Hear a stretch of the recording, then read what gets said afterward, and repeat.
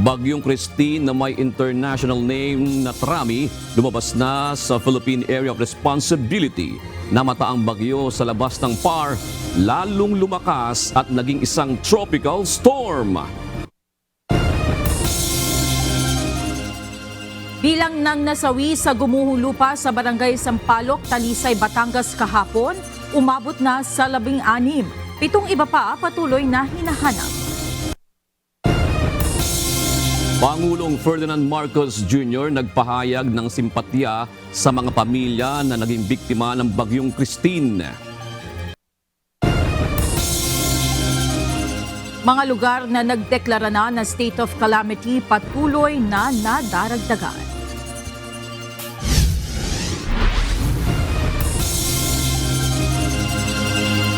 Magandang hapon Pilipinas at sa buong mundo. Tayo po ay sa bayang napapakinggan sa Radio La Verdad 1350, ang UNTV Radio. Una sa ating mga balita. Umabot na sa 16 ang na-retrieve mula kagabi at 7 pa ang patuloy na hinahanap sa nangyaring pagguho ng lupa sa Barangay Sampaloc, Talisay, Batangas. Patuloy rin ang road clearing operations sa Barangay Sampaloc dahil hindi pa ito madaanan bunsod ng nakaharang na malalaking troso at mga malalaking bato. Mula sa Talisay, Batangas, ito ang balita ni Lynette Bahe live. Magandang hapon, Lynette. Kumagat na ang dilim dyan sa inyong lugar. Nagpapatuloy pa rin ba hanggang sa mga oras na ito ang retrieval operation? At mayroon bang mga nakasurvive doon sa landslide na nangyari sa lugar? Magandang hapon, June. Kaninang madaling araw nga ay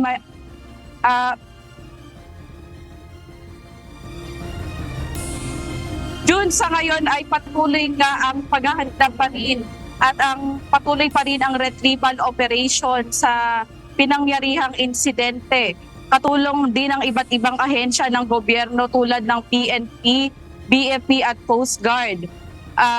Lahat nga ng mga naapektuhan or lahat ng mga naapektuhan ng gumuhong lupa doon sa pinangyarihang insidente ay wala ngang nakasurvive.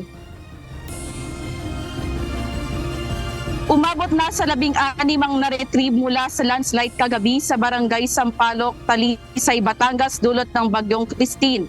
Sa kasalukuyan, 7 pa ang patuloy na hinahanap.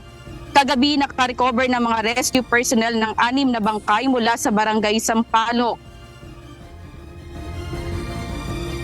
Base sa report ng barangay at ng ating mga rescue personnel, sa tulong ng PNP at saka BFP ng Talisay, ito ay mga biktima ng naguhuan ng landslide.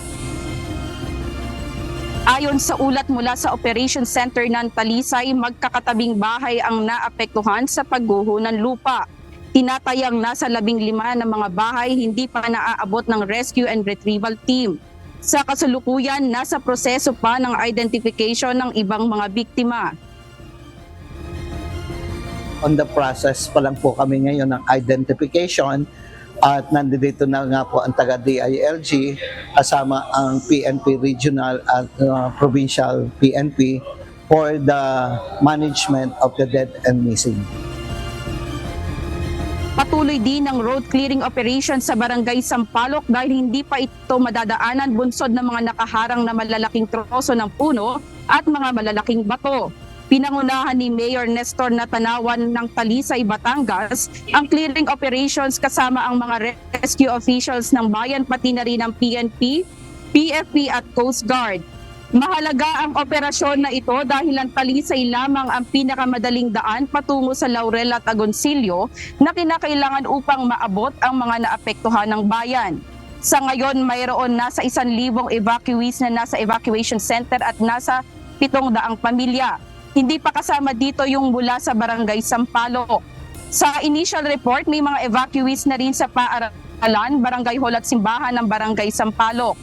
Dahil sa malalakas na ulan, kawalan ng kuryente at maraming nagkalat na debris, ang nagpapahirap sa mga rescuer para maisagawa ang search and rescue operations. Samantala, patuloy ang pagsisikap ng lokal na pamahalaan at mga ahensya upang matulungan ang mga naapektuhan ng bagyo at maibalik sa normal na kalagayan ng komunidad. At yan munang update mula dito sa Talisay, Batangas. Balik sa iyo, June. Oo, Lynette, doon sa mga na-retrieve kanina, ito ba ay puro matatanda? June, ayon sa aming nakalap na impormasyon, yung mga na-retrieve kaninang umaga at ito nga patuloy na retrieval operation, halos puro mga bata yung na-retrieve kanina. So gaano ka-challenging itong retrieval operation na yan? Kasi sinasabi mo nga kanina, walang kuryente dyan at minsan nga ay umuulan pa. Gumagamit ba sila ng generator doon sa taas? Kasi mula dyan sa may highway, Lynette, ilang minuto ba aakyatin yung lugar kung saan nangyari yung insidente? June, dun sa pag-akyat mula dun sa pinangyarihan ng landslide, bali 2 minuto ang aakyatin papunta doon sa pinangyarihan ng landslide. Bali dun sa hirap naman ng retrieval operation, kaninang madaling araw ay mano-mano pa yung paghanap nila sa mga nasawi.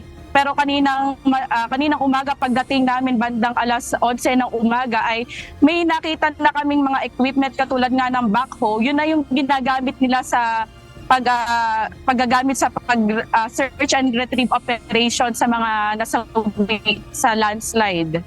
May sinasabi ka nga kanina, Lynette, napaka-critical ng lugar ng Talisay dahil yan ang pinakamadaling daan papunta doon sa bayan ng Laurel, maging sa Agoncillo, Batangas, para naman maabot ng tulong yung mga nasalanta rin doon ng bagyo, Lynette.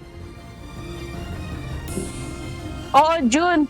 Kaya lang hindi pa nga possible itong mga daan papunta nga sa Laurel at Agoncillo. Sa ngayon ay patuloy pa rin talaga yung clearing operations ng daan dahil marami talaga ang bumagsak na troso ng puno at malalaking bato kaya hindi pa talaga tuluyang madaanan itong papuntang Laurel at Agoncillo. Nabalitaan din namin na talagang may nasira din yung tulay na daan dito sa Laurel, Batangas. So mahirap ang sitwasyon ngayon dyan sa mga bayan na yan na kumbaga malapit sa Taal Volcano mismo, Lynette, di ba? Yes, June. Malapit nga lang ito sa Taal Volcano at sa ngayon naman hindi naman ang sitwasyon naman ng Taal Volcano ay wala naman tayo namamataan na minor phreatic eruption. Alright, maraming salamat, Lynette Bahen, nagulat ng live mula sa Talisay, Batangas. Muling nagpatawag si Pangulong Ferdinand Marcos Jr. ng pulong sa mga ahensya ng pamahalaan ukol sa ginagawang pagtulong sa mga lugar na lubhang naapektuhan ng Bagyong Christine. Nagpahayag din ng simpatya ang Pangulo para sa mga pamilya na naging biktima ng bagyo. Ito ang balita ni Nel Maribuhok. I think we continue to concentrate on Region 5 for now because they're the ones in most need. Everybody is in need, but the accessibility problem of Region 5 is a little bit more pronounced than all the other areas. Pinatututukan ni Pangulong Ferdinand Marcos Jr. ang Region 5 o Bicol Region dahil marami pa ring lugar dito ang lubog sa baha dulot ng Bagyong Christine.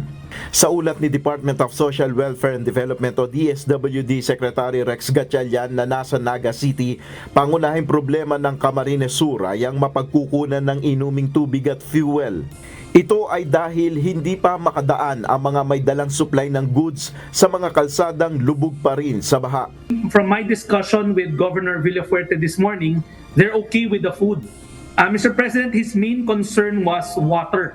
I know we did send the water purification systems, pero nagkataon, Mr. President, na ipit ho yung trucks sa Millaor kasi naputol ho yung road na yun, medyo baha pa ho. Ayon sa DSWD Secretary, nag-commit na ang Maynilad at Manila Water na magbibigay ng galon-galong tubig na ililipad sa Camarines Sur gamit ang asset ng Air Force. Tiniyak rin ng kalihim na sapat pa ang family food packs sa probinsya. Nagpapahanap naman si Department of National Defense Secretary Gilberto Teodoro ng alternatibong ruta upang mapasok ng mga truck ang Kamsur. Just instructed OCD to find a road route in the Bondok Peninsula and then LCTs from Bondok Peninsula to Camarines Sur, where we can ferry actually fuel vehicles, fuel tankers, etc. Sa inilabas na pahayag ng Commander-in-Chief, iniutos na niya ang full mobilization ng Armed Forces of the Philippines maging ng assets nito para sa relief operations. Pinagagamit na rin ni PBBM ang presidential helicopters. Ayon sa DSWD, sa 36 na local government units ng Kamsur, 9 rito ang nananatiling lubog sa baha. Nakaalerto naman ang Department of Health para sa mga pangangailangang medikal na mga naapektuhan ng bagyo. We've activated actually Code Blue. Code Blue is our highest response to our disaster in Cagayan Valley, in Bicol, and Ilocos. Tiniyak naman ni Budget Secretary Amena Pangandaman na may sapat na pondo para sa mga pangangailangan sa pagresponde sa mga naging biktima ng bagyo. Assuming we need more funding, Mr. President, we can tap the program appropriation. Sa isang hiwalay na event na dinaluhan ni Pangulong Marcos Jr., nagpahayag siya ng simpatya sa typhoon victims. Kinilala rin ni PBBM ang naging mabilis na aksyon ng mga LGU sa naging epekto ng kalamidad. I would like to express my sympathy for our fellow Filipinos who have become victims by Tropical Storm Christine. We are grateful for the resilient leadership and proactive measures undertaken by our local government units which have saved many, many lives. Ngayong araw, nag-aerial inspection rin si PBBM sa mga binahang lugar kabilang na ang Metro Manila, Laguna at Cavite. Nel Maribuho, UNTV News and Rescue, Diyos ang aming sandigan, serbisyo publiko ang aming pinahalagahan. Sisayasati ng Senado ang kaukulang ahensya ng pamahalaan kaugnay ng pinaglaanan ng mga ito ng pondo para sa flood control projects kasunod ng mga pagbaha sa iba't ibang bahagi ng bansa sa kasagsagan ng Bagyong Christine. Ayon naman kay Senator Joel Villanueva, dapat alamin kung saan napunta ang bilyong pisong pondo para sa flood control project sa lalawigan ng Bicol kung saan naitala ang pinakamalaking pinsala ng bagyo. Muling itutuloy ang pagdinig sa panukalang budget sa November 4, 2024. Tinawag naman ni Ako Bicol Party List Representative Elizalde Co na fake news ang ulat na may bilyong pisong halagang nakalaan para sa flood control project sa Bicol Region. Anya, ang totoo, kabilang pa nga ang rehiyon sa may pinakamaliit na alokasyon para sa national roads at flood control. 30,000 family food pack mula sa Department of Social Welfare and Development ang nakatakdang ipamahagi ng ahensya sa mga residenteng apektado ng pananalasa ng Bagyong Christine sa Naga City. Pero sa gagawing relief operation, kailangan nilang gumamit ng mga seawater asset para mapasok ang mga barangay na nananatiling lubog sa baha. Mula sa Naga City, ito ang balita ni Alan Manansala, live. Maray na hapon, Alan. Ilan pa bang barangay ang susuyurin ng Naga City Government para sa gagawing relief operations? June, marhay na banggi, ang isa nga sa mga prioridad ngayon ng city government dito sa Naga na suyurin ay itong Barangay Mabolo, kung saan ito pa yung isa sa mga malala ang sitwasyon pagdating sa usaping baha. Dahil lubog pa rin ang tubig baha ang halos buong barangay na ito. Kaya isa ito sa mga prioridad na tulungan ng local government. At kanina nga, June, ay sinabi rin ni Mayor na kung meron mang tulong na pinapaabot ang mga kababayan natin doon sa barangay na nasabi, ay nagmumula lang ito sa mga barangay local government unit. Kaya lang, June, ay hindi ito sasapat dahil bagamat nakapagpaabot na nga ng 4,700 family food packs ang city government ng Naga sa mga pamilyang apektado ng Bagyong Christine, hindi pa rin umano ito sapat para matustusan ang kabuuang pangangailangan ng lungsod. Sa pinakabagong datos kasi ng City Social Welfare Office ng Naga, mayroon silang 27 flooded barangays na may 32,163 family o katumbas ito June ng 172,978 individual na apektado ng kalamidad. Kung kaya't kailangan pa umano ng karagdagang asistensya mula sa pamahalaan. Kanina June sa pagbisita ni Department of Social Welfare and Development Secretary Rex Gatchalian, aniya tutugunan ng national government ang pangangailangan ng lungsod. Narito June, pakinggan natin ang sinabi ng kalihim. Ang request ni Mayor Legasyon ay 30,000 at tumugon naman tayo doon. Ready tayo to distribute that?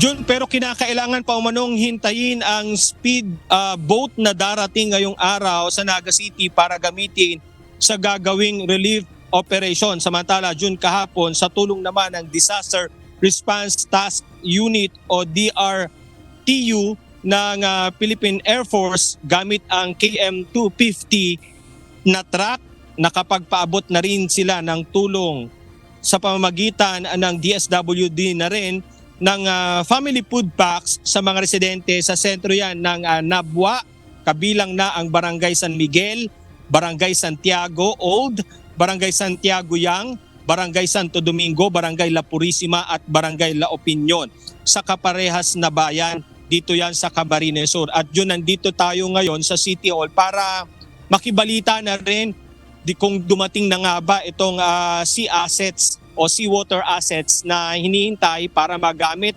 ma-utilize sa gagawing relief operation dito sa mga flooded barangays dito sa sakop ng Naga City, kung saan June ay target ng local government unit na sa lalong madaling panahon ay maiparating ang tulong mula sa nabanggit na barangay. At yun nga din lang June, gusto rin natin puntahan itong nabanggit na barangay na ito, kaya lang sa sobrang traffic na din dito sa Naga at medyo baha rin talaga dito sa mga dadaanang lugar, kaya hindi na natin pang nagawang mapuntahan. Pero June, kung kalooban ng Panginoon na sa araw ng bukas ay mabibisita din natin at maaalam natin ang pinakasitwasyon ng lugar, ay sasadyain natin para malaman natin kung ano pa yung mga pangangailangan ng ating mga kababayan, June.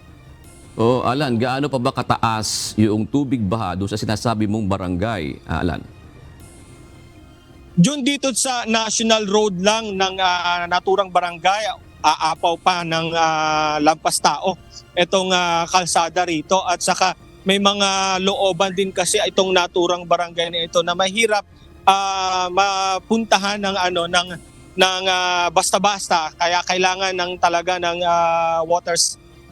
seawater assets para mapuntahan at tuluyang marating itong mga lugar na kinaroroonan ng ating mga kababayang apektado ng baha. Kumusta naman ang kalagayan nila doon kung sila parang naging isolated sila dahil nga sa taas ng tubig? Nasabi mo nga, doon sa main highway pa lang, lagpas tao na. Paano pa doon sa mga looban na yan, Alan? Paano sila nahatira ng tulong doon? Yun, nung tinanong natin ng city government officials, ang sabi nila yung tinatagong mga relief packs or family food packs ng barangay, yung mga kanilang mga buffer stock ay nandoon at yun ang ipinamamahagi. Pero tinapat na tayo ng alkalde ng lungsod na hindi talaga sasapat yun at hindi tatagal ng ilang araw pa kung tatagal pa at hindi pa gagawin. But anyway, June, kanina ay yun na yung naging prioridad ng officials at maging ng city government at sa tulong na rin ng DSWD na susuyurin nila ang barangay na ito para mapaabutan at maparatingan ng tulong. Last na lang, Alan, since na napakaraming tao dyan sa Naga City at talagang binaha, may mga ulat na ba na nagkakasakit ng mga waterborne diseases katulad ng leptospirosis? Oo, June, tama. May mga nababalitaan tayong mga karamihan sa mga ito, June, yung skin diseases. May mga inire-report na mga sakit sa balat. Dangan lamang, June, wala pang ipinalalabas ang City Health maging ang Department of Health hinggil sa datos na magpapakita kung ilan na ang bilang na maaari nakakuha ng sakit na ito At siguro Jun, isa rin to sa mga dapat nating bantayan at alamin sa kung lalo na kung magpapatuloy pa itong nararanasang kalamidad dito sa Naga City, June. Maraming salamat, Alan Manansala. Nagulat ang live mula sa Naga City Hall. Nadagdagan pa ang bilang ng mga lokal na pamahalaan na nagdeklara ng state of calamity bunsod ng pinsala ng Bagyong Christine. Sa Calabarzon Region, nasa ilalim ng deklarasyon ang lalawigan ng Cavite, Binyan City sa Laguna at mga bayan ng General Luna, Lukban, Mulanay at Tagkawayan sa Quezon Province. Sa Bicol Region, kabilang sa nagdeklara ang mga probinsya ng Albay, Camarines Norte, Camarines Sur, Catanduanes. Gayun din po ang bayan ng San Fernando sa Masbate at mga bayan ng Donsol at Matnog sa Sorsogon. Sa rehiyon naman ng Eastern Visayas ay kasama ang Calbayog City sa Samar, mga bayan ng Arteche, Canavid, Dolores, Hipapad, Maslog, Maydolong, Oras, San Policarpo, San Julian, Sulat, Taft at Borongan City sa lalawigan ng Eastern Samar, Lope de Vega sa Northern Samar, pati na ang Magpet 1 sa Socsargen Region. Nagbabala ang Department of Trade and Industry o DTI laban sa mga negosyanteng mananamantala sa panahon ng kalamidad. Ayon sa DTI, istrikto ang ginagawa nilang pagbabantay laban sa overpricing at profiteering. Ito ang balita ni Rosalicos. We are also checking yung mga nagte-take advantage sa situation. So aggressive kami nag-check dito. Yung mga nagpa-profiteer, hindi pwede ito. 17 rehiyon sa bansa at milyong-milyong residente ang apektado ng pananalasa ng Bagyong Christine. Upang matulungan ang mga kababayan laban sa mga negosyanteng mapagsamantala sa panahon ng kalamidad, maigting na binabantayan ng Department of Trade and Industry o DTI ang paggalaw sa presyo ng mga pangunahing bilihin sa mga lugar na ito. Babala ni DTI Acting Secretary Cristina Roque, hahabulin at pananagutin nila ang profiteers. Titiyakin ding walang labis na pagtaas sa presyo ng mga bilihin sa merkado. The Department of Trade and Industry remains committed in assuring the customers that the basic needs will be available and the prices will be monitored as strictly as possible or as strict as we can, and we will really go after those that are profiteering from this calamity. Maaari namang isumbong ng mga consumers sa DTI ang mga retailer, distributors at manufacturers na nagbebenta ng mga pangunahing bilihing lagpas sa suggested retail price. Sa pamamagitan ito ng 1DTI hotline number 1384 o mag-email sa consumercare@dti.gov.ph. Batay sa Republic Act number 7581 o Price Act, ang mapatutunayang sangkot sa illegal price manipulation at lumabag sa price ceiling ay posibleng maharap sa iba't ibang kaparusahan tulad ng pagkakakulong, suspensyon ng negosyo at pagbabayad ng multa. Samantala, kasalukuyan ang ipinatutupad ang 60-day price freeze sa mga lugar na tinamaan ng Bagyong Christine. Kabilang na mga probinsya ng Albay, Camarines Norte, Catanduanes, Cavite, Camarines Sur, Magpet, Cotabato, Calbayog, Samar, Bulan at Donsol, Sorsogon, Tagkawayan, Mulanay at General Luna sa Quezon Province. Gayon din ang Eastern Samar, Binyan, Laguna at Cuenca, Batangas. Umiiral din ang price freeze sa iba pang lugar na nasa ilalim ng state of calamity. There's a 60-day price increase for the basic necessities that are covered by the areas na kasama sa nasalanta ng bagyo. So, and rest assured that the DTI is really on top of this situation. Samantala, may alok namang tulong ang DTI sa mga negosyanteng naapektuhan ng bagyo, lalo na ang micro, small and medium enterprises o MSMEs. Sa pamamagitan nito ng Small Business Corporation na may 2 billion pesos na halaga ng pondo para sa enterprise rehabilitation financing. Maaaring makipag-ugnayan sa negosyo centers o DTI regional offices para sa assistance na maaaring ibigay ng DTI kaugnay nito. Rosalicos, UNTV News and Rescue. Diyos ang aming sandigan, serbisyo publiko ang aming pinahahalagahan.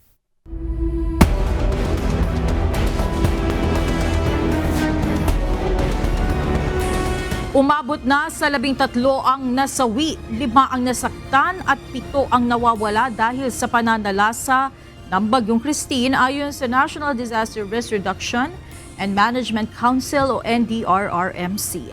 Batay sa pinakabagong ulat ng ahensya, isa na ang nakumpirma sa mga namatay habang patuloy pang biniperipika ang bilang ng mga injured at missing. Umabot naman sa 569,524 na pamilya ang apektado ng bagyo o katumbas ng 2,656,446 na individual. Pinakamalaking bilang dito ang Region 5 na nagtala ng 384,436 na pamilya o nasa 1,860,625 na mga individual sa rehiyon. Malaki rin ang bilang ng naapektuhan ng bagyo sa Bangsamoro Autonomous Region in Muslim Mindanao o BARMM na nagtala ng 89,132 na pamilya o 435,135 na individual. Dagdag pa ng NDRRMC, aabot sa 6,000 evacuation centers ang kinaroroonan ng nasa mahigit 64,000 na pamilya o mahigit 239,000 na individual. Samantala, nananatili pa rin walang supply ng kuryente sa halos 200 na munisipalidad, kabilang ang Calabarzon na may pinakamataas na bilang na wala pang supply ng kuryente, na sinusundan naman ng Region 5. Wala rin supply ng tubig sa 14 na lugar ng Region 5 at Calabarzon. Nagsasagawa na ng relief operation sa mga otoridad sa mga lugar na naapektuhan ng bagyo sa Eastern Visayas. 13 lugar doon ang isinailalim sa state of calamity matapos bahain bunsod ng mga pag-ulan. Ito ang balita ni Gladys Tuwabi. Nalubog sa baha ang ilang lugar sa Eastern Visayas dahil sa matitinding ulan na ipinuhos ng Bagyong Christine. Sa mga larawan at video na ibinahagi online ni Hipapan Eastern Samar Mayor Benji Ver, makikita ang paglusog sa baha ng rescuers para sagipin ang ilang residente na nangangailangan ng tulong. Marami rin sa mga gusali doon ang halos bubong na lang ang kita dahil sa napakalalim na baha. Sa Katubig Northern Samar naman, binaha rin ang ilang barangay doon dahil sa pag-apaw ng Katubig River sa kasagsagan ng bagyo. Nalubog rin ang ilang bahagi ng Gandara, Samar at ilang residente rin ang kinailangang i-rescue mula sa dadibdib na baha. May mga inilikas ding residente sa Lope de Vega sa Northern Samar, batay sa ulat ng Philippine Army. Dahil sa pagbaha, hindi madaanan ang main road ng lugar na nagkukonekta sa Catarman, Northern Samar at Calbayog City, Samar. Kasama rin sa mga binahang lugar ang Maydolong, Burungan City, San Julian, Sulat, Taft, Cavite, Dolores, Maslog, Oras, San Policarpo, Arteche at Hipapan sa Eastern Samar at Lope de Vega sa Northern Samar. Kaya isinailalim na ang mga ito sa state of calamity batay sa deklarasyon ng pamahalaang panlalawigan. Nang bumuti ang panahon, agad nagpadala ng relief packs ang Department of Social Welfare and Development at mga lokal na otoridad sa mga sinalanta ng baha sa iba't ibang bahagi ng rehiyon. Tumulong rin ang mga tauhan ng Philippine Army sa distribusyon ng ayuda sa bahagi naman ng Northern Samar. Labis naman ang pasasalamat ni Hipapan Vice Mayor Oscar Amigo sa nakuha nilang ayuda mula sa pamahalaang panlalawigan. Ang tao ay pagpakatrabaho during babaha. Although naman naka-preposition in diri manggada sa presente darahan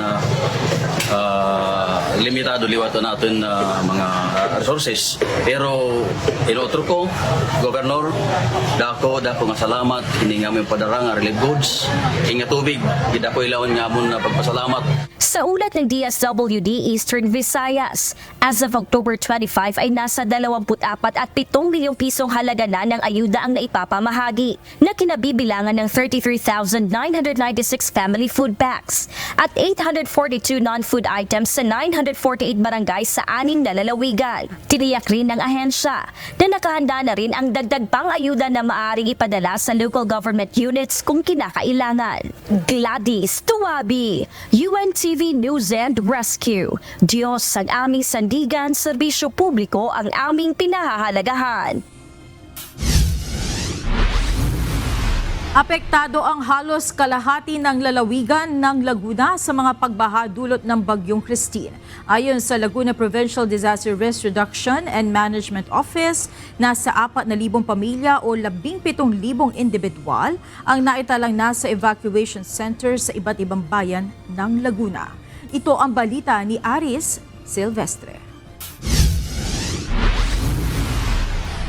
Halos sa kalahati ng lalawigan ng Texas, sir. Itong mga nasa tabing lawa mula 1st district hanggang 4th, yung tabi ng lawa ng nasa lakeshore areas, yun yung apektado. Meron din naman nagkaroon ng flash flood sa mga upland areas namin.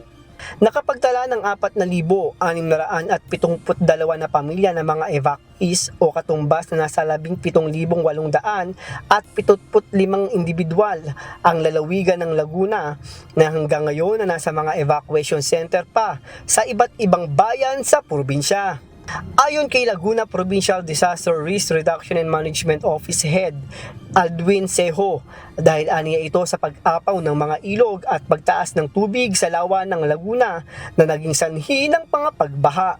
Kabilang sa mga apektado ang mga bayan ng San Pedro, Binyan, Santa Rosa, Calamba, Cabuyao, Bae, Los Baños, Pila, Santa Cruz, Pagsanghan, Lumban, Kalayaan, Santa Maria at Mabitak, Laguna na naapektuhan ng pagbaha at pagtaas ng tubig sa lawa. Matik tataas siya dahil may mga ilog na umapaw. May mga umapaw na ilog sa iba't ibang bayan na kung saan ang punta ng tubig ng ilog na yun sa Laguna Lake, kaya apektado yung lakeshore municipalities namin, yung LGUs na tabi ng lawa, na apektuhan siya dahil nanggagaling sa iba't ibang probinsya rin yung tubig na bumabagsak sa Laguna Lake. Sa ngayon, may ilang kalsada pa sa Laguna ang hindi madadaanan ng mga sasakyan dahil sa mataas na tubig baha ang bayan ng Mabitak, Pami Road, Santa Cruz, Bubukal. May ilang area ho na hindi pa passable, lalo na sa mga malilitang sakyan dahil mataas pa ho yung tubig sa ibang kalsada namin. Yun yung mga malilitang drainage, kaya ho tayo naabisuhan din ng mga kababayan namin na wag mo nang ipilit yung mga sakyan nila, lalo na kung maliit dahil focus lang ho ng pagbigat ng trapiko at at the same time, masisira ho yung sakyan nila. Dagdag pa ni Laguna PDRRM o Head Aldwin Seho, magsasagawaan niya ng relief operation ang pamahalaan ng Laguna sa iba't ibang bayan sa lalawigan na nasa mga evacuation center ngayong araw. Paalala sa mga kababayan namin na patuloy na mag-ingat, at patuloy po na maging handa tayo. Siguro ay itong bagyong dumaan na si Christine ay aral po sa atin. Na kinakailangan po talaga, mapagtulong-tulungan po natin yung paghahanda natin. Kinakailangan po ay ready tayo sa posibleng sakuna na posibleng makaharap natin. Aris Silvestre, UNTV News and Rescue. Diyos ang aming sandigan, serbisyo publiko ang aming pinahahalagahan.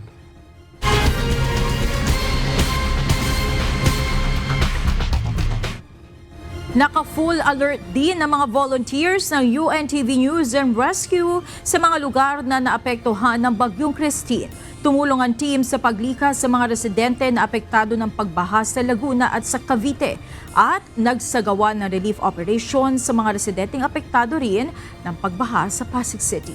Ito ang balita ni Joshua Antonio.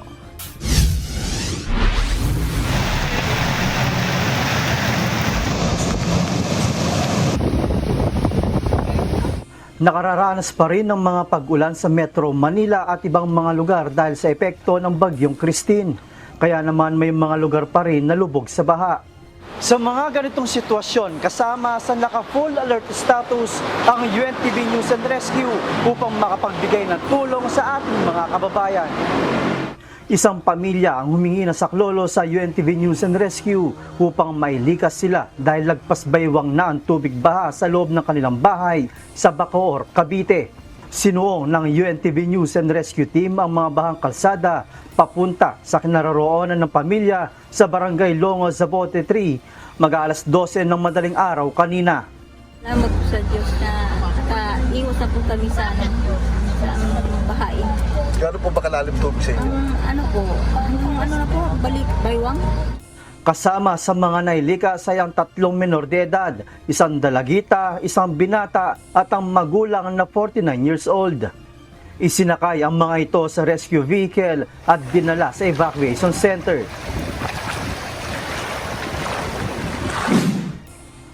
Isang senior citizen naman ang inilikas sa lagpas tuhod na tubig baha sa South Fairway Home sa Barangay Landayan, San Pedro, Laguna, pasado alas 7 kagabi. Humingi na ito ng tulong sa UNTV News and Rescue dahil patuloy din tumataas ang tubig baha sa kanilang lugar. Namahagi din ng relief ang UNTV News and Rescue sa mga residenteng apektado ng pagbaha sa bahagi ng Manggahan, Pasig City kaninang pasado alauna na madaling araw.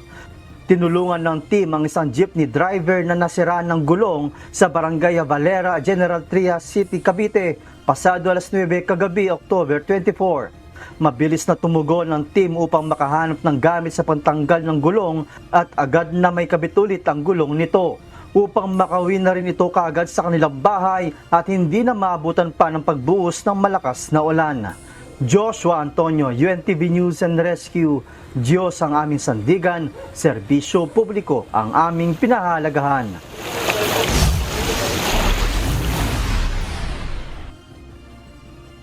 Narito naman ang mga balita sa iba't ibang panig ng mundo na ihahatid ng ating global correspondent na si Marvy Delfie.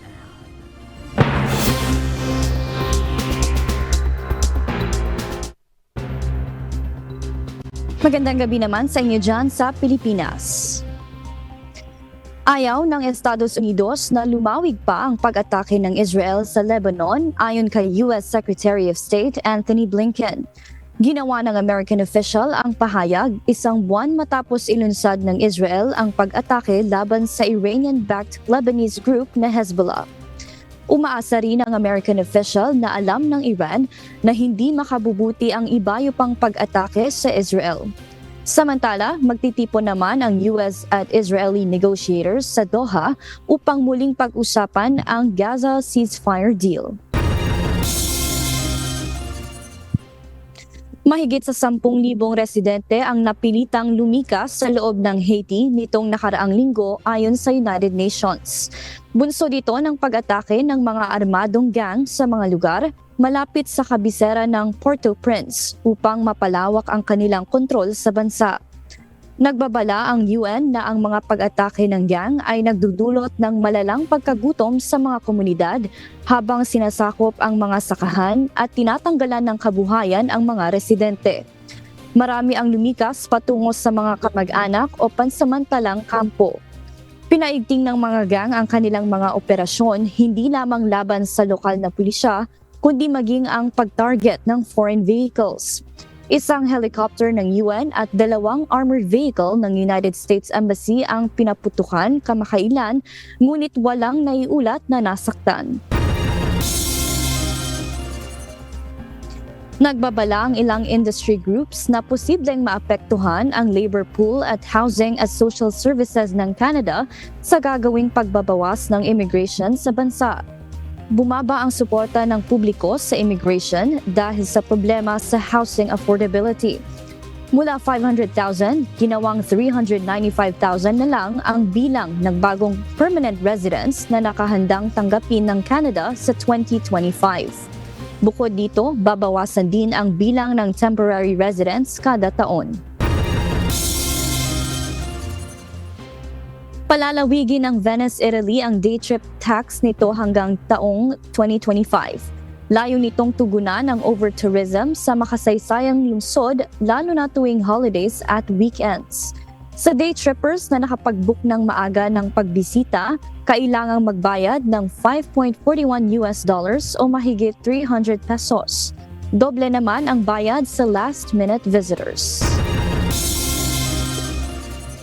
At yan ang mga balita mula sa iba't ibang panig ng mundo. Mula dito sa Perth, Australia, ako si Marvy Delfie. Magandang gabi. Posibleng magkaroon ng dagdag bawas sa presyo ng mga produktong petrolyo sa susunod na linggo. Ayon sa ilang oil industry player, nasa 10 centimos na rollback o di kaya'y 30 sentimos na price hike ang inaasang ipatutupad sa kada litro ng diesel sa darating na Martes. 20 centavos naman ang posibleng ibaba o itaas ng kada litro ng gasolina. Sa kerosene, tinatayang magkakaroon ng bawas sa presyo na 20 sentimos hanggang 30 sentimos sa kada litro nito. Sinasabing ang gulo pa rin sa gitnang silangan ang dahilan ng inaasahang paggalaw sa presyo ng petrolyo sa world market. Iaanunsyo sa darating na Lunes, October 28 ng mga kumpanya ng langis ang final price adjustment na kanilang ipatutupad sa araw ng Martes. Nasa kote ng National Bureau of Investigation ang 19 na umunoy peking abogado na nag-aalok ng serbisyong notaryo sa Congressional Avenue sa Quezon City. Ito'y matapos magsagawa ng entrapment operation ang NBI Special Task Force sa grupo na sinasabing sangkot sa pamameke ng mga dokumento. Ito ang balita ni Evan Alvarez. Nasa kaperasong lamesa lamang, nasa tabi ng puno, nasa ilalim ng puno, nasa ilalim ng LRT, nasa tabi ng opisina ng gobyerno, kaperasong lamesa lamang, magduda na sila. Nahulog sa bitag ng National Bureau of Investigation o NBI Special Task Force ang 19 na individual na umano'y nag-aalok ng peking notaryo kapalit ng halaga ng pera. Ayon kay NBI Director Jaime Santiago, nasa kote ang mga suspect sa entrapment operation noong October 22 sa Quezon City. Nagugat-an niya ang operasyon sa reklamo ng Integrated Bar of the Philippines o IBP Quezon City laban sa mga peking notary public na umano'y nakapwesto lang sa stalls. Nakikasang surveillance na bisto ng NBI ang tila mga tiyangge na may notary public signages. Naaktuhan na rin ang mga sospek na nagnonotaryo sa mga dokumento nang mag-test buy ang mga operatiba kaya agad silang inaresto. Na-recover din ang ilang notarial stamps, seals at marked money sa operasyon. Notary public should have their own office. May litrato yung opisina, mayroong sketch yung opisina para sigurado na hindi moonlighting yung... Ayon kay Director Santiago, dapat tiyaking lehitimo ang lalapitang notaryo dahil maaaring ituring na null at void o walang visa ang kanilang dokumento. Yung pinanotaryo nilang papeles, walang effect. Hindi mag-i-stand yun. Kung ipresent mo during litigation, your evidence, hindi mag-i-stand yun because that is not a public document. Dahil nga peke. Inaalam na ng NBI kung lehitimong mga abogado ang mga pangalang ginagamit ng mga nagpapakilalang notaryo at maaari silang makasuhan o masuspinde kung mapatunayang sangkot sila rito. Ang mga nahuling individual ay maaaring maharap sa kasong usurpation of authority, falsification at estafa. Evan Alvarez, UNTV News and Rescue. Diyos ang aming sandigan, serbisyo publiko ang aming pinakahalagahan.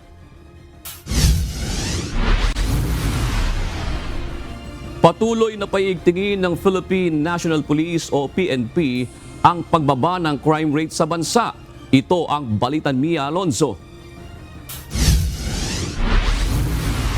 Ngayon po, mula January hanggang October 18 this year, ay nakapagtala lang po tayo ng 152,024. That would translate to 8.43% reduction or less than 13,989. Bumaba sa 8.43% ang crime rate sa bansa.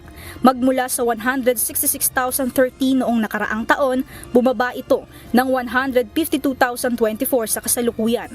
Sa pahayag ni Police Brigadier General Jean Fajardo, ang naging dahilan ng patuloy na pagbaba ng krimen ay sa patuloy na pagtitiyaga ng PNP, gayon din ang tulong na ibinibigay ng iba't ibang law enforcement agency. Dagdag pa ni Fajardo, sa 8 focus crime na theft, physical injury, robbery, murder, carnapping of motor vehicle and motorcycle point at homicide. Bumaba ang mga krimeng ito mula January 1 hanggang October 18.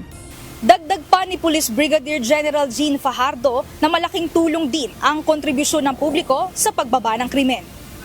We also have to acknowledge the contribution po ng ating mga kababayan dahil sila po mismo ang aware na rin sa kanilang personal security and safety, and of course yung ating mga force multipliers on the ground na nakakatulong din po tayo sa atin sa pag-maintain po ng peace and order doon po sa ating mga barangay levels po.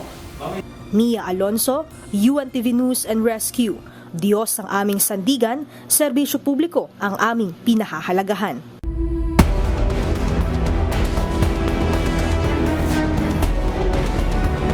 Nakalabas na sa Philippine Area of Responsibility ang Bagyong Christine na may international name na Trami. Lalo namang lumakas at naging isang tropical storm ang namataang bagyo sa labas ng PAR.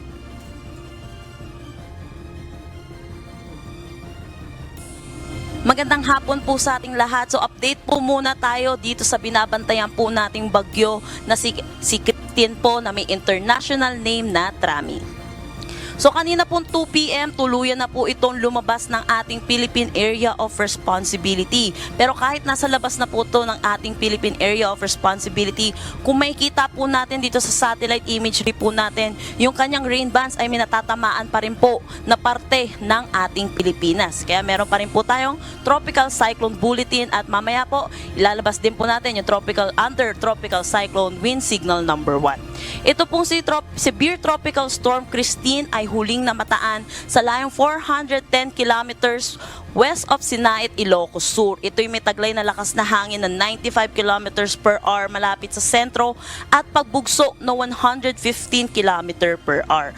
Itong movement po niya west-northwest sa bilis na 30 kilometers per hour po. Sa nakikita din po natin, meron po tayong tinatawag nating southwesterly wind flow. Kaya nakikita po natin dito sa ating Visayas at Mindanao, may mga kaulapan po tayong nakikita dito sa satellite imagery. Ito rin po ay magdadala rin po ng maulap na papawirin na may mga kalat-kalat na pag-ulan, particularly po dito sa atin sa Visayas at Mindanao. Update naman din po tayo dito sa binabantayan po natin bagyo dito sa labas ng ating PAR. Ito po ay isang ganap na tropical storm at meron ng international name na Kongray galing po sa Cambodia. Ito'y huling namataan po sa layong 2,380 kilometers east ng southeastern Luzon. May taglay na lakas na hangin na 65 kilometers per hour malapit sa sentro at gustiness po na umaabot ng 80 kilometers per hour. Ito yung kanyang movement po northwest sa bilis na 35 kilometers per hour. At sa nakikita po natin, possible po pumasok ito ng ating Philippine Area of Responsibility by weekend at ito po yung papangalanan po nating Leon. Update naman po tayo sa magiging track po neto ni Christine. As nakikita po natin, 2 p.m. po, lumabas na po siya ng ating Philippine Area of Responsibility. At ito po, magkakaroon mo tayo ng looping scenario dito po sa may West Philippine Sea. Kaya nakikita din po natin, hindi rin po natin inaalis ang posibilidad na ito'y pumasok po muli ng ating Philippine Area of Responsibility. Kung makikita po natin, ito po yung ating PAR line. Sa ngayon po, kinikita din po natin yung lawak po niya. Kaya na rin po tayo, merong mga tropical cyclone wind signal pa rin po hanggang sa ngayon. And then kung makikita din po natin dito, yung si Bagyong Christine po ay forecast na mag-intensify din po dito sa may West Philippine Sea.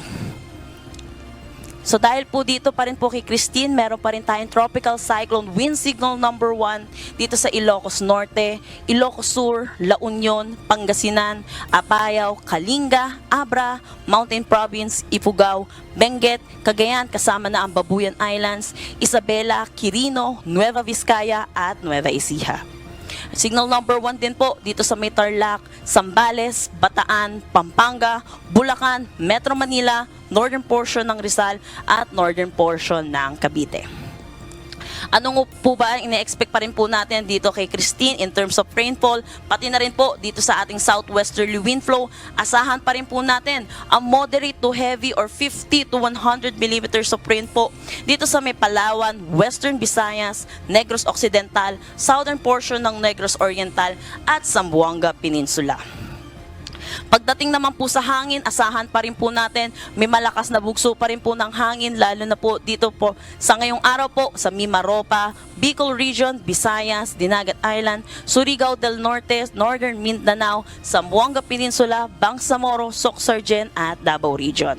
Para bukas naman po, Saturday, asahan din po natin ang strong to gale force ng mga hangin dito po sa Palawan, Romblon, Western Visayas, Negros Island Region, Siquijor, Bohol, Southern Leyte, Zamboanga del Norte, Camiguin, Dinagat Islands at Surigao del Norte. By Sunday naman po, dito sa Palawan, Romblon, Visayas, Zamboanga del Norte, Camiguin, Dinagat Islands at Surigao del Norte. Nangako ang Manila Electric Company o Meralco na sisikapin nilang maibalik ang supply ng kuryente sa mga lugar na naapektuhan ng pananalasa ng Bagyong Christine hanggang mamayang hating gabi. Sa huling datos ng Meralco, aabot pa sa mahigit 360,000 consumers ang wala pa ring supply ng kuryente. Ito ang balita ni JP Nunez. Mga puno na tumatama sa mga linya ng kuryente, no? Karamihan ganun yung naging problema. Iniulat ng Electric Distribution Company na Manila Electric Company o Meralco na merong mga poste ng kuryente ang nagtumbahan at mga transmission lines na nalubog sa baha bunsod ng mga pag-ulang dala ng Bagyong Christine. Dahil dito meron silang mga consumer mula sa Metro Manila, Bulacan at sa Calabarzon na wala pa ring kuryente hanggang sa ngayon. Sa datos ng Meralco, merong nasa higit 360,000 na consumers mula sa halos 8 milyon nilang consumers ang kailangan pang maibalik ang supply ng kuryente. Sa Cavite, nasa halos 200,000 consumers pa ang walang supply ng kuryente. Halos 100,000 naman sa Laguna, halos 40,000 sa Batangas, higit 18,000 sa Metro Manila, higit 13,000 sa Rizal at mas mababa naman sa 10,000 sa lalawigan ng Bulacan at Quezon. Ayon sa spokesperson ng Meralco na si Joe Saldariaga, pinakamaraming nawalan ng supply ng kuryente sa Cavite dahil dito nakaranas ng malalakas na mga hangin at matinding pag-ulan. Apparently, doon dumaan yung malakas na hangin, no? So, from day one, when we started to monitor yung aming service area, itong franchise area namin, it was consistently Cavite that was affected, no? Sa Metro Manila, kagabi nawala ng supply ng kuryente ang ilang bahagi ng Quezon City, Caloocan at Valenzuela kung kailan talagang naramdaman ang hagupit ng bagyo. Metro Manila, kagabi lang po ito tumaas yung bilang, no? Bigla pong tumaas yung bilang nung dumating ho yung malalakas na hangin at saka ulan na kagabi. Ang pangako ng Meralco doon sa kanilang mga consumer, hanggang mamayang hating gabi ay maibabalik din ang supply ng kuryente sa majority ng 360,000 na mga consumer na nawalan ng supply ng kuryente. So magdamagan po ang ginagawang restoration activities ng Meralco. Tuloy-tuloy yung mga crews natin na nagtatrabaho dun sa mga apektadong lugar. Dahil maganda na yung panahon, mas madali na nating magagawa yung restoration efforts. Nananawagan naman ang Meralco sa publiko na kung meron silang makitang mga poste ng kuryente na nakadikit sa mga malalaking puno ay agad itong ipagbigay alam sa kanila. Sa kanilang obserbasyon, maraming poste ang nagtumbahan dahil nadaganan ng mga malalaking sanga ang wire sa kasagsagan ng malalakas na hangin. JP Nunez, UNTV, News and Rescue. Diyos ang aming sandigan, serbisyo publiko ang aming pinahahalagahan. Matapos alisin ang warning signal number 1 sa Masbate, muli nang pinahintulutan ng Philippine Coast Guard ang pagbiyahe ng lahat ng uri ng sasakyang pandagat sa lalawigan. Samantala, patungo na ang ilang kawani ng Masbate Provincial Disaster Risk Reduction and Management Office sa Naga City para tumulong sa gagawing response and rescue effort sa nasabing lugar. Mula sa Masbate City, ito ang balita ni Jerry Galicia. Jerry, anong oras umalis dyan ang mga tauhan ng PDRRMO at Anong oras posibleng makarating sa syudad ng Naga? Yes, Monica, ayon sa PDRMO, nasa 4 hanggang 7 oras ang biyahe ng kanilang mga tauhan kung walang mangyayari o masusong na anumang aberya patawid papunta dun sa Pilar Port sa Sorsogon at mula dun sa Pilar Port sa Sorsogon at sa Naga City sa Camarines Sur. Bumiyahe kaninang tanghali ang 16 na miyembro ng Provincial Disaster Reduction and Management Office o PDRMO Masbate patawid ng Pilar Port sa Sorsogon. Ito ay batay sa pinadalang sulat ng Office of the Civil Defense o OCD Bicol sa pamunuan ng PDRMO Masbate.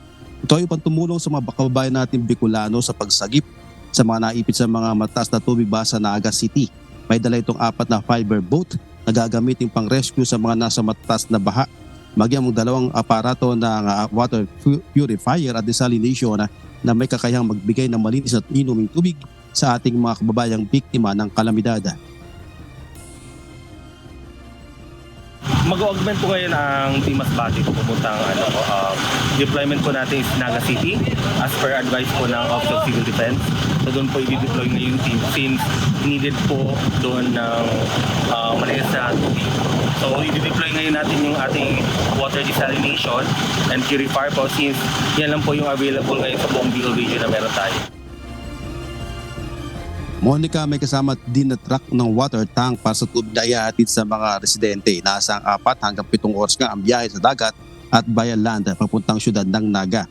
Samantala, pinahintulutan na ng Philippine Coast Guard ang biyahe ng lahat ng mga sasakyang pandagat patawid ng Pilar Port sa Sorsogon, vice versa. Maging ang biyahe ng mula Tabaco Port sa Albay patawid ng isla ng Catanduanes.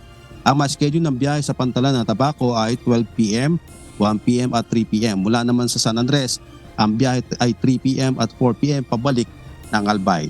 Yan ang balita, balik sa iyo, Monica. Maraming salamat, Jerry Galicia, live mula sa Masbate City. Patuloy na binabantayan ng mga lokal na pamahalaan ang lagay ng panahon upang masiguro ang kaligtasan ng mga residenteng lumikas sa mga evacuation center. Hindi nakababalik lahat sa kani-kanilang mga tahanan dahil pinipili ng iba na wag munang umuwi. Ito ang balita ni Jed Neresina.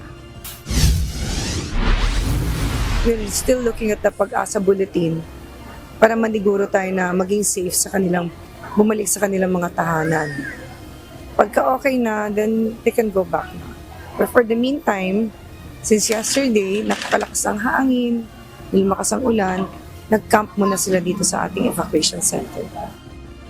Sa unti-unting paglabas ni Bagyong Christine sa Philippine Area of Responsibility, tumigil na rin ang malalakas na pag-ulan sa Metro Manila. Ngunit ayon sa pamahalaang lungsod ng Malabon, hindi pa agad maaaring masabi na ligtas nang bumalik sa kanilang mga bahay ang mga residenteng lumikas. Sinabi ni Mayor Jenny Sandoval, kailangan pa nilang siguruhing ligtas na para sa kanyang nasasakupan ang pag-alis sa mga evacuation center. Sa ilang araw na pananatili ng mga apektadong residente sa mga evacuation centers, siniguro ng lokal na pamahalaan ang tulong para sa kanila. May nakaready po kaming laging prepositioned goods. In case na magkaroon ng calamity, yun po ang aming dinistribute today and yesterday. At nagbibigay po kami ng hot meals. Na syempre problema rin na sa evacuation center yung paano magluluto. So, breakfast, lunch, and dinner ang pinaprovide namin. Pwede sa mga food packs.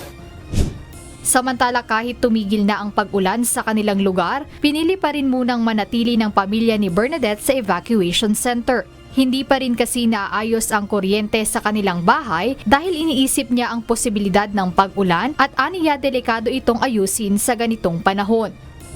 Nahihirapan po kami kumilos sa loob ng bahay kasi po malalim po yung baha sa loob ng bahay namin. Wala na rin po kaming matutulugan kaya lumikas na po kami kahapon.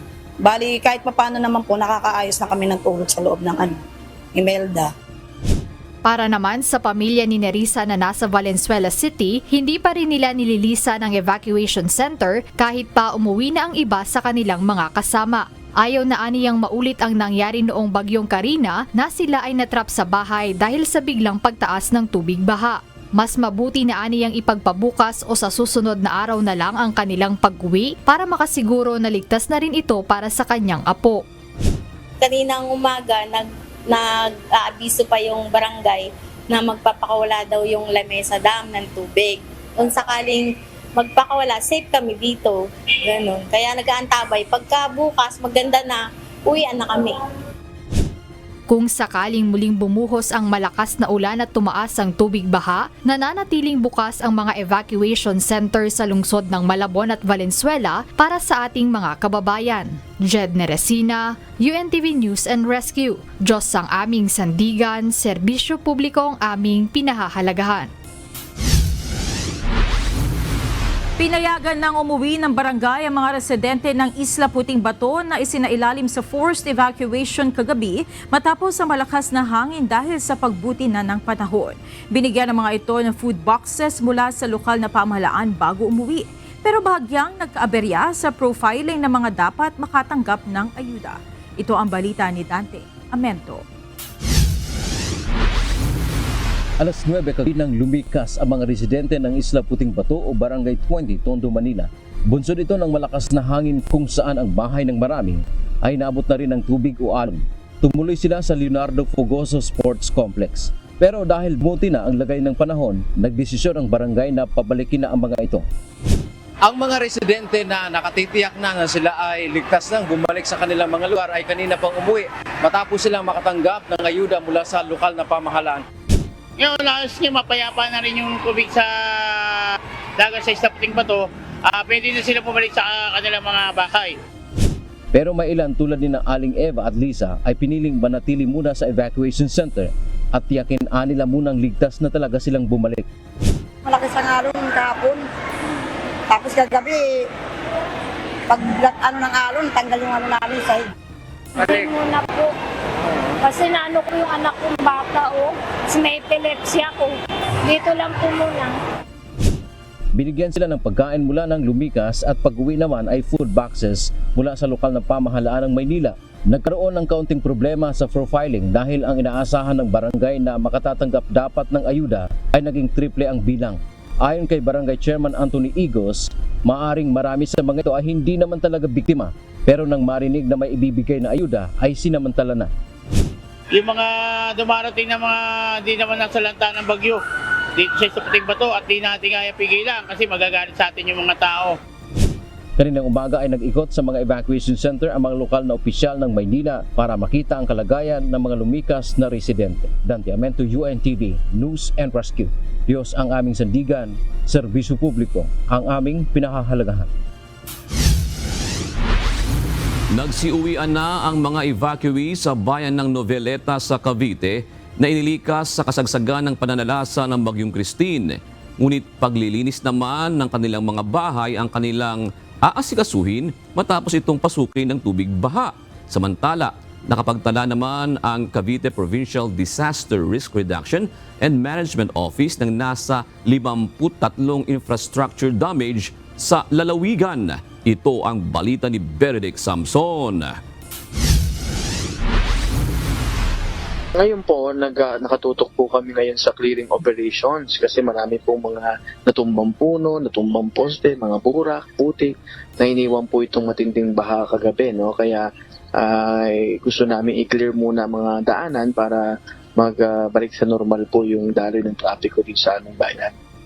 Matapos magpalipas na magdamag sa evacuation center, ay unti-unti nang nagsiuwian ng mga evacuee sa bayan ng Noveleta. Ngunit sa pag-uwi ng mga ito, kakaharapin naman nila ang paglilinis ng kanilang mga pinahang tahanan. Ayon kay Noveleta Cavite Mayor Dino Jua, sa ngayon ay ilang kalsada pa lang ang nadadaanan papunta sa kanilang bayan. Ayon sa Noveleta LGU, sa susunod na linggo ay hindi pa inaasahan na magre-resume ang klase ng mga estudyante. Dahil po hanggang ngayon po, tikat burak pa po ang pumasok dun sa classrooms. So, malamang po yan, mga isang linggong linisan po ito para balik sa normal.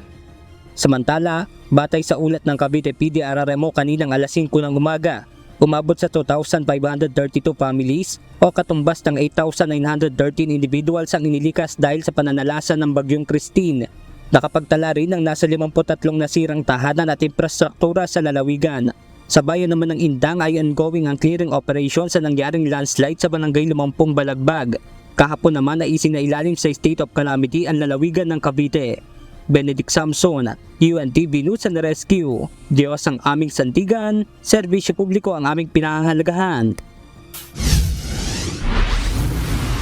Dahil sa pag-apaw ng tubig sa Cagayan River at sa patuloy na mga pag-ulan na nararanasan sa Cagayan Province, umabot na sa 21 paaralan ang apektado ng pagbaha bunsod ng Bagyong Christine. Apektado na rin ng mahigit 40 barangay sa Ilagan City, Isabela.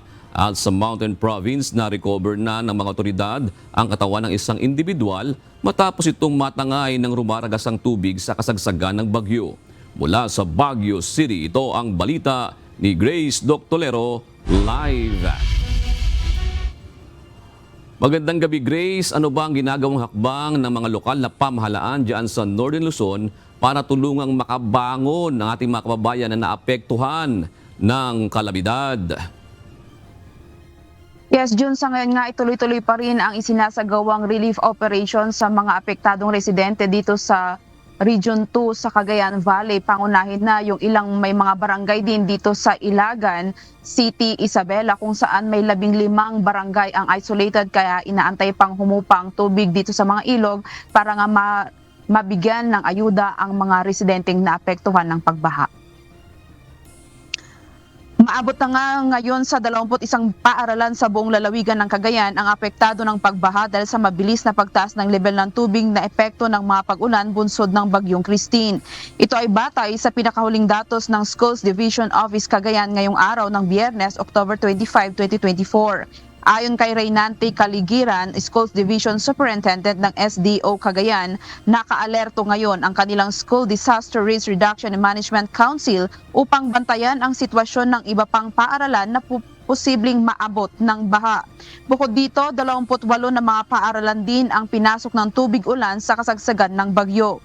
Samantala, mayroong 20 paaralan sa iba't ibang lugar sa Cagayan ang nagsisilbing evacuation center at pansamantalang tinutuluyan ng nasa 551 na pamilya na kinabibilangan ng 10,477 individuals, kung saan 441 sa mga ito ay pawang mga mag-aaral na nakasama sa mga inilikas. Tiniyak naman ito na lahat ng mga mahalagang kagamitan sa mga eskwelhang apektado ng pagbaha ay naidala sa mga ligtas na lugar bago patuluyang pasukin ng tubig ang mga ito.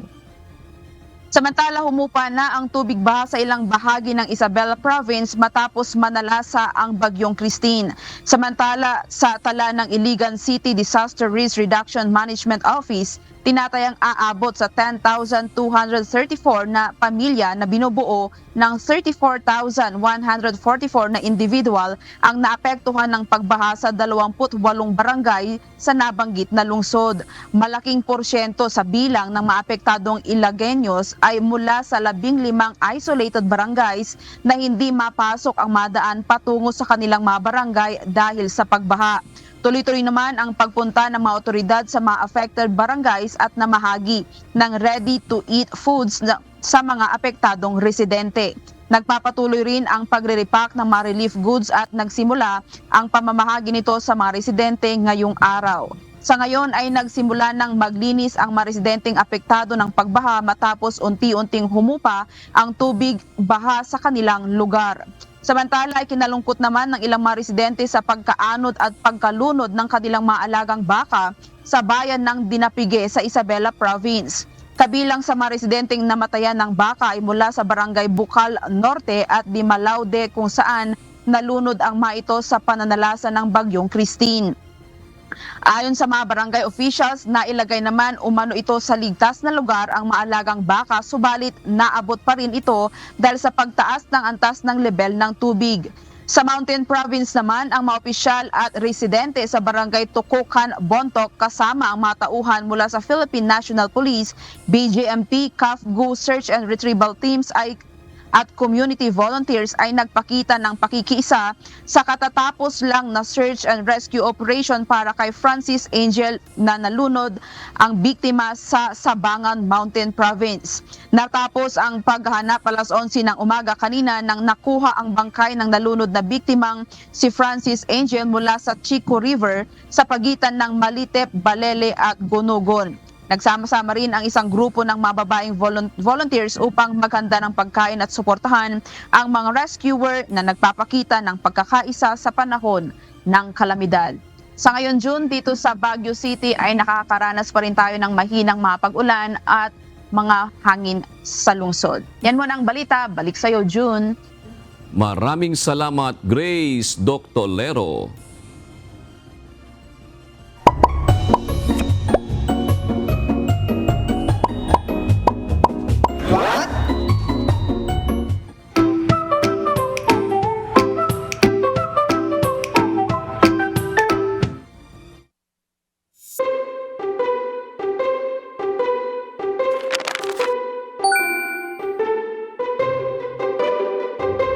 Dagdag kaalaman po, medyo maulan no? Pero alam nyo ba kadalasan kapag maulan tapos biglang umaraw, nakakakita tayo ng rainbow.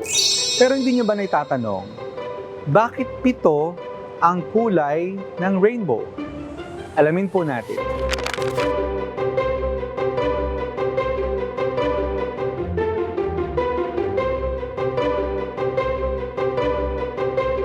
Ganito yan. Ang liwanag po ng araw ay puti. Pero kapag tumama ito sa mga patak ng ulan, para itong prism. Hinahati nito ang liwanag sa iba't ibang kulay at tinatawag natin itong spectrum. Mayroong 7 kulay na nakikita ng mata natin. Red, orange, yellow, green, blue, indigo, at violet. Yan nga yung tinatawag nating Roy G. Biv. Yung mga kulay na ito ang bumubuo sa rainbow at dahil lagi silang magkakasama kapag nahati ang liwanag, 7 kulay ang nakikita natin sa langit.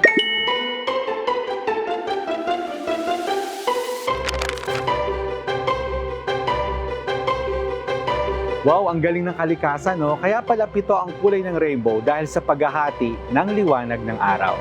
Sana po may natutuhan kayo at laging tatandaan, mapalad po ang tao na nakakasumpo ng karunungan at ang tao na nagtatamo ng kaunawaan.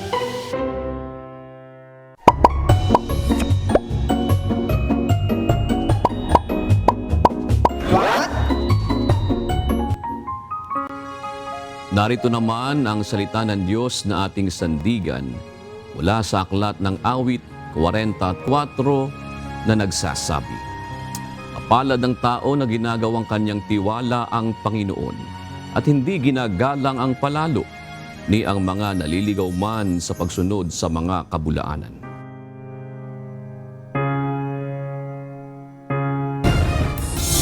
At yan ang naging kabuuan ng ating balitaan ngayong gabi. Aming inilahad ng buong katapatan kung paano namin nasaksihan. Kayo po'y makapagtitiwala ng aming nakita at narinig, ang aming ibinabalita.